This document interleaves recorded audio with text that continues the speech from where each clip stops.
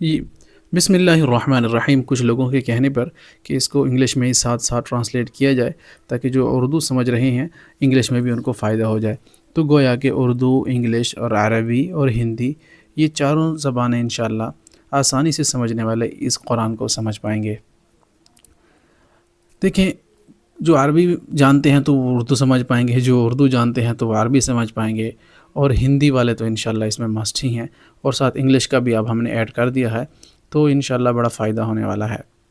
دیکھیں، یہ وہ الفاظ ہیں جو قرآن میں استعمال ہوئے ہیں، اور جس طرح ABCDEF یا انگلش میں استعمال ہوتے ہیں الفابیٹس، تو ان کا کوئی خاص مطلب نہیں ہوتا. A کا کوئی مطلب نہیں ہے، B کا، لیکن قرآن میں ایسے الفاظ ہیں جو چھوٹے چھوٹے ہیں، ان کا مطلب ہے، اور ان کا مطلب جو ہے یہ جب کسی لفظ کے ساتھ مل جاتے ہیں تو پورا کا پورا اپنا ہی مطلب دیتے ہیں. تو میں کافی ڈیٹیل ان کی پہلے بیان کر چکا ہوں. اب میں چاہوں گا کہ میں ٹو دا پوائنٹ ہی آپ کے سامنے چلوں اور زیادہ تمہید میں نہ جاؤں.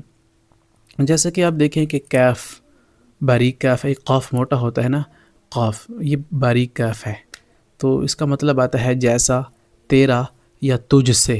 جس طرح انگلش میں لائک یور، ہم کہتے ہیں نا جسٹ لائک دیٹ، یعنی ایسے ہی، اسی طرح. جیسے بہت آسان ایک لفظ کو صرف ہم پڑھیں گے قرآن میں، اس کے کو کعصف مأکول، کر دیا اس کو کھائے ہوئے بھوس کی طرح. کعصف، کاف کا مطلب طرح، یا نا کی طرح، جیسا کہ تشبیہ کے لیے آ رہا ہے نا، یعنی ان کو کھائے ہوئے بھوس کی طرح کر دیا. اور پھر جو کاف کا دوسرا مطلب آتا ہے نا، جیسا کہ ہم کہتے ہیں رب کا، تیرا رب، یا کشجرتن کہہ لیں تو شجر درخت کہتے ہیں، کا مطلب جیسا. تو یور اور لائک انگلش میں ہوگا، اور اردو میں جیسا یا تیرا ہوگا، اور عربی میں کاف کے مطلب یہ سارے ہوں گے. انشاءاللہ امید ہے سمجھ آ گئی ہوگی. سین ہے، اس کا مطلب عن قریب یا بہت جلد آتا ہے. کلا، ہرگز ایسا نہیں، سوف تعلمون، عن قریب تم جان لوگے، سوف عن قریب یا بہت جلد، یعنی ہم کہتے ہیں نا کمنگ سون، بہت جلد آنے والا ہے. تو سون جلدی کو، یا عن قریب یعنی بہت جلد، تو سین کا مطلب آئے گا عن قریب. جیسے سیعلمون ہے، یا اس کے علاوہ آپ اور دیکھ لیں حمزہ، اس کا مطلب آتا ہے کیا. جیسے کہ علم تارا کیفا، کیا نہیں دیکھا آپ نے اے نبی جی صلی اللہ علیہ وسلم. وٹ از، دیکھیں انگلش میں بھی آ رہا ہے وٹ، کیا. تو انتم اشد، کیا تمہیں بنانا زیادہ مشکل ہے، خلقا من السماء، بنا یا آسمان کو بنانا. یعنی اللہ نے استعمال کیا یہ لفظ، قرآن میں بہت استعمال ہوا ہے. حمزہ کا مطلب کیا آتا ہے، حمزہ استفہام کہتے ہیں اس کو، اور انگلش میں وٹ یا از کے مطلب میں استعمال ہوتا ہے. با جو ہے اس کا مطلب ساتھ آتا ہے، پر آتا ہے، اور سے بھی آتا ہے. بسم اللہ، اللہ کے نام کے ساتھ. جیسے کہ ود دا نیم آف اللہ سبحانہ و تعالی، اسم تو نام کو کہتے ہیں نا. تو بالغیب، غیب پر. فرام بھی آتا ہے، تھوڑا سا اگر ہم اس میں ڈیپ میں جائیں تو فرام مطلب بھی آتا ہے. تو با کا مطلب ساتھ آتا ہے، جیسے بالغیب، غیب پر،